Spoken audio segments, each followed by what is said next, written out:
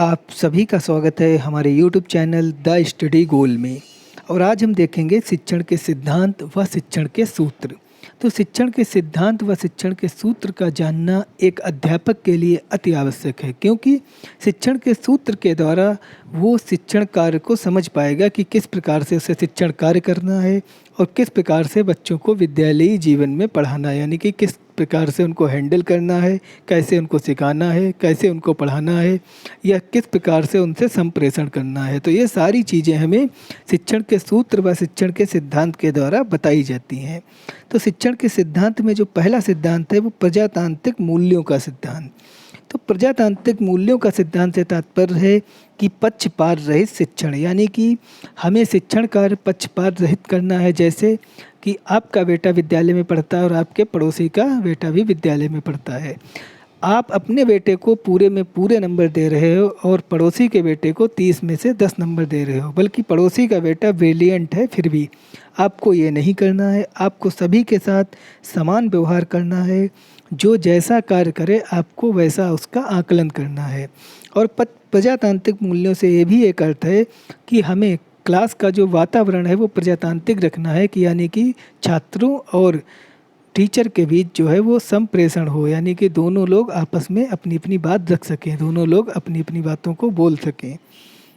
Number 2, जीवन से जोड़ने का सिद्धांत।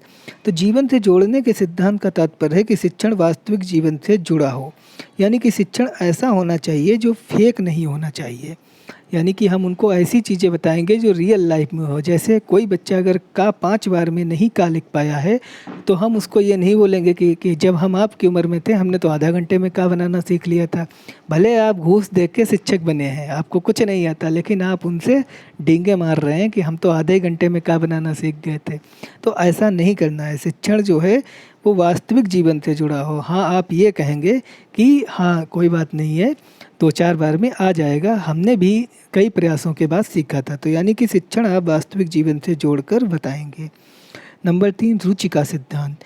रुचि का सिद्धांत से तात्पर्य है कि शिक्षण विद्यार्थियों की रुचि के अनुसार हो, यानी कि शिक्षण कार्य हमें ऐसा करना है कि विद्यार्थियों के रुचि के अनुसार हो। जैसे प्राइमरी लेवल में एक ही टीचर ज़्यादातर पूरी क्लास को देखता है और दिन भर वही रहता है। तो अगर आप हिंदी पढ़ा रहे हैं आधे घंटे से, अगर बोर हो गए हैं बच्चे, वो कह रहे हैं कि टॉपिक चेंज करो, तो आप उनको इंग्लिश पढ़ाने लगेंगे या सामान्य कोई कहानी सुनाने लगेंगे, जिससे कि उनके अंदर रुचि पैदा हो। उसके बाद पुनरावृत्ति का सिद्धांत। पुनरावृत्ति का सिद्धांत से तात्पर्य है कि विषय वस्तु विस्मृति का शिकार न हो, इसलिए समय समय पर दोहराना। यानी कि जो आपने बच्चों को पढ़ाया है वो भूल न जाएं, वो उनका विस्मृत न हो जाए, इसलिए आप उनको रिवाइज भी कराते रहेंगे। कभी कभी क्लास में ही रिवाइज करा देंगे और कभी कभी ऐसे ही आप बीच बीच में पूछ लेंगे, जिससे उनका रिवीजन बना रहे। विभाजन का सिद्धांत। विभाजन का सिद्धांत से तात्पर्य है कि विषय वस्तु को सरलता की दृष्टि से छोटे छोटे भागों में बांटना। जैसे मैथ में जोड़, घटाना, गुणा, भाग, लासा, मासा, ये सारी चीज़ें हैं, तो सारी चीज़ें आप एक ही दिन में नहीं पढ़ा देंगे, सभी को छोटे छोटे भागों में बांट लेंगे और उनको धीरे धीरे सिंपल तरीके से पढ़ाएंगे, जिससे आप विषय वस्तु को एक सरल तरीके से उनके सामने प्रस्तुत करेंगे, जिससे शिक्षण कार्य सुचारू रूप से चल सके। उसके बाद व्यक्तित्व विभिन्नता का सिद्धांत। तो व्यक्तित्व विभिन्नता का सिद्धांत से तात्पर्य है कि जैसा विद्यार्थी वैसा शिक्षण, यानी कि जो जैसा विद्यार्थी हो। जैसे किसी विद्यार्थी को 1 बार में ही समझ में आ जाता है, किसी को 2 बार में, किसी को 3 बार में। तो आपको जो क्लास में पढ़ाना है वो सामान्य वर्ग के हिसाब से पढ़ाना है। ऐसा नहीं कि आप प्रतिभाशाली के अनुसार पढ़ाएंगे। 1 बार में ही अगर प्रतिभाशाली को समझ में आ रहा है, तो सामान्य बच्चे को अगर 2 बार में समझ में आ रहा है तो आप 2 बार पढ़ाएंगे, क्योंकि आपको प्रत्येक बच्चे के अनुसार पढ़ाना है। जैसे प्रत्येक बच्चा समझे आपको वैसे ही उसको पढ़ाना है। नंबर 7, नियोजन का सिद्धांत। तो नियोजन का सिद्धांत से तात्पर्य है कि विषय वस्तु के लिए पूर्व योजना बनाना, यानी कि आपको क्या पढ़ाना है, आपको कैसे पढ़ाना है, या आज का ये टॉपिक है और आपको ये पॉइंट पढ़ाना है, तो आप सारी चीज़ें पूर्व में ही ये योजना बना लेंगे। ऐसा नहीं करेंगे कि आप विद्यालय में आए हैं, क्लास में बैठे हैं, आधे घंटे का टाइम है, 15 मिनट आपने पहले मोबाइल चला लिया, फिर आप पढ़ाना शुरू कर रहे हैं। तो ये नहीं, आपको पहले से ही क्लास में जब आप इंटर करेंगे तो आपको एक पूर्व नियोजित तरीके से आना है कि आपको आज क्या पढ़ाना है। उसके बाद नैतिक मूल्यों का सिद्धांत। तो नैतिक मूल्यों का सिद्धांत से तात्पर्य है ईमानदारी, सत्य, अहिंसा जैसे गुणों को सिखाना, क्योंकि ईमानदारी, सत्य, अहिंसा जैसे गुण और नैतिकता ये सारी चीज़ें प्राइमरी लेवल में ही बच्चों को सिखाई जाती हैं। तो हमें शिक्षण कार्य के साथ साथ ये भी चीज़ें सिखानी है, क्योंकि शिक्षण कार्य के साथ साथ नैतिकता सिखाना भी एक अध्यापक का धर्म है बच्चों को। उसके बाद परीक्षण का सिद्धांत। परीक्षण का सिद्धांत से तात्पर्य है कि अधिगम की उपलब्धि जानने के लिए परीक्षण, यानी कि अधिगम की उपलब्धि जानने के लिए हम जैसे हाफ ईयरली, एनुअल या त्रैमासिक परीक्षा लेंगे। अगर हम एग्ज़ाम नहीं लेंगे तो हम ये जान ही नहीं पाएंगे कि उन्होंने इतने दिन में क्या सीखा। तो हम परीक्षण के सिद्धांत का फॉलो करेंगे। पूर्व ज्ञान का सिद्धांत। पूर्व ज्ञान का सिद्धांत से तात्पर्य है कि विद्यार्थी के पूर्व ज्ञान से जोड़कर शिक्षण करें। जैसे कि स्टूडेंट को आप कार के बारे में बता रहे हैं कि कार में 4 टायर होते हैं, 5 गियर होते हैं।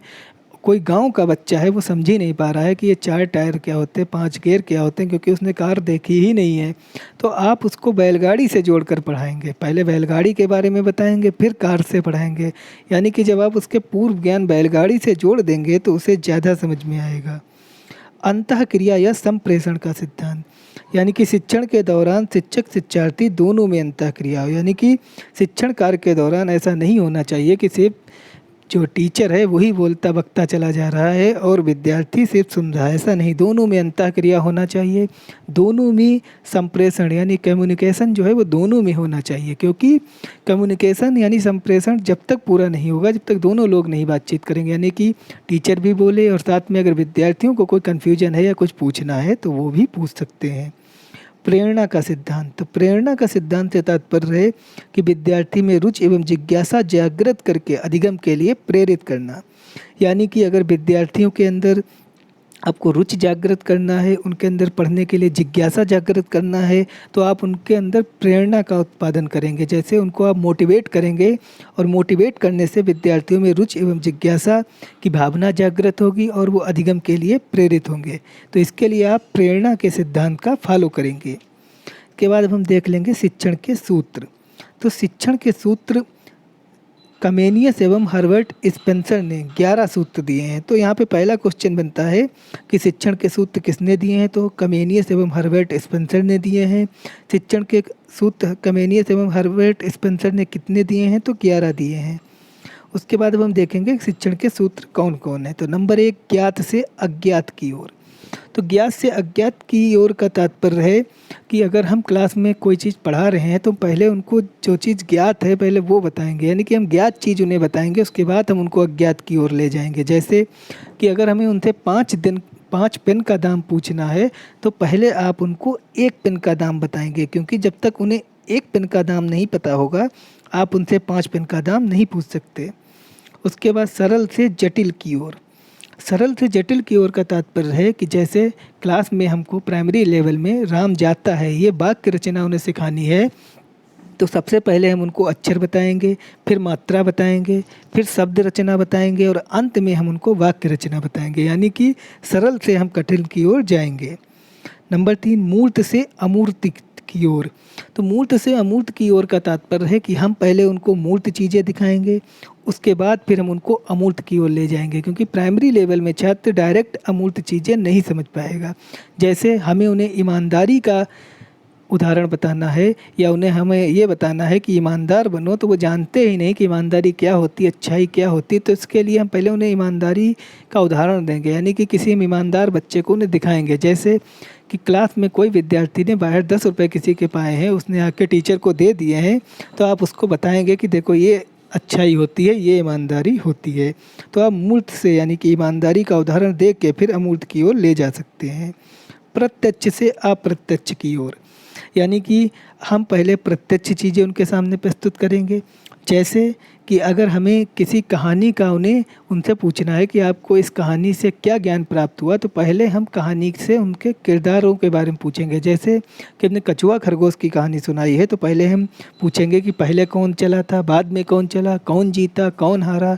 उसके बाद हम पूछेंगे कि आपको इस कहानी से क्या ज्ञान प्राप्त हुआ। यानी कि पहले हम प्रत्यक्ष कहानी के किरदार आदि पूछेंगे, उसके बाद हम जो है अप्रत्यक्ष चीज़ पूछेंगे। विश्लेषण से संश्लेषण की ओर। तो विश्लेषण से संश्लेषण की ओर का तात्पर्य है कि जैसे कि हमें उन्हें एक कोई नियम बताना है तो हम पहले उस नियम से संबंधित बहुत सारे उदाहरण देंगे और बहुत सारे उदाहरण को डिस्क्राइब करके फिर एक सामान्य नियम निर्धारित कर देंगे, एक नियम बना देंगे जिसे ही हम संश्लेषण कहते हैं, यानी कि विश्लेषण विभिन्न उदाहरणों से एक साधारण नियम बना देना। उसके बाद पूर्ण से अंश की ओर। तो पूर्ण से अंश की ओर का तात्पर्य है कि हम जैसे उनसे कोई चीज़ पूछना चाहते हैं तो हम सबसे पहले उन्हें पूरी चीज़ वो बताए। जैसे हमें कछुआ खरगोश के किरदार के बारे में पूछना है तो पहले हम उन्हें कछुआ खरगोश की पूरी कहानी सुनाएंगे, उसके बाद हम उनसे किरदार के बारे में पूछ सकते हैं। यानी कि कछुआ खरगोश की जो पूरी कहानी है उसे हम पूर्ण कहेंगे, जो अंश है वो उसके भाग हैं, यानी उनके भाग अब तभी पूछ सकते हैं जब उनसे हम कहानी सुना दें। उसके बाद विशिष्ट से सामान्य की ओर। तो विशिष्ट से सामान्य की ओर का तात्पर्य है कि विभिन्न घरेलू वस्तुओं का उदाहरण देकर यह सामान्य निष्कर्ष निकालना कि जैसे सभी के 4 पैर होते हैं। जैसे आपको ये बताना है कि सभी जानवरों के 4 पैर होते हैं तो आप पहले विभिन्न जानवरों का उदाहरण देंगे जो उनके घर में आसपास होंगे, जैसे गाय है, भैंस है, बकरी है। फिर एक सामान्य निष्कर्ष निकालेंगे कि सभी जानवरों के 4 पैर होते हैं। उसके बाद अनिश्चित से निश्चित की ओर, यानी कि हम पहले अनिश्चित चीज़ जो होगी उसको बताएंगे। जैसे बहुविकल्पी क्वेश्चन है उसमें 4 विकल्प होते हैं, जब 4 विकल्प आपके लिए चारों अनिश्चित हैं तो आप उनमें से जब एक विकल्प का चयन कर देते हैं तो फिर वो निश्चित हो जाता है। उसके बाद मनोवैज्ञानिक से तार्किक की ओर, यानी कि मनोवैज्ञानिक का तात्पर्य है कि कोई भी चीज़ होती है पहले वो हमारे मस्तिष्क में आती है, फिर हम उसको तर्क के द्वारा सिद्ध करते हैं और जब हम तर्क के द्वारा सिद्ध कर देते हैं फिर वो एक प्रकार का सूत्र हो जाता है। जैसे कि पाइथागोरस की प्रमेय, यानी कि पाइथागोरस की प्रमेय पहले उनके मस्तिष्क में आया होगा ये, क्योंकि कर्ण लंब आधार तो पहले से ही पता थे, लेकिन पाइथागोरस प्रमेय तो नहीं पता थी। वो पाइथागोरस के पहले मस्तिष्क में आए, उन्होंने उसको अपने तर्क से सिद्ध किया और फिर वो पाइथागोरस प्रमेय बन गई। उसके बाद अनुभव से युक्त की ओर। तो अनुभव से युक्त की ओर या अनुभव से सूत्र की ओर का तात्पर्य है कि जैसे कि अगर हम उन्हें न्यूटन का गुरुत्वाकर्षण नियम बताएंगे तो हम बताएंगे उन्हें जैसे सेब का गिरना देखकर गुरुत्वाकर्षण का नियम मतलब उन्होंने निकाला था न्यूटन ने। तो उनको ये बताएंगे कि जब हम किसी चीज़ पे ध्यान देंगे या कोई चीज़ हम देखेंगे तभी हम किसी सूत्र या युक्ति का निर्धारण कर सकते हैं, जैसे न्यूटन ने गुरुत्वाकर्षण का नियम सेब देखकर निकाला था। उसके बाद प्रकृति का अनुसरण, हमें प्रकृति का अनुसरण करना यानी कि शिक्षण वास्तविक दशाओं में हो। जैसे अभी हमने पहले भी बताया था कि टीचर किसी बच्चे को का सिखा रहा है और आधे घंटे से बच्चा का नहीं लिख पा रहा है तो टीचर उस पर डींगे मार रहा है, भले ही टीचर क्यों ना वो घूस दे के लगा हो। वो कह रहा है कि हम जब आपकी उम्र में थे हमने तो आधे घंटे में ही का बनाना सीख लिया था।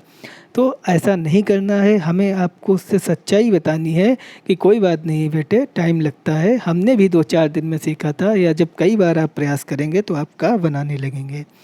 तो आज का ये लेक्चर यहीं पे समाप्त होता है।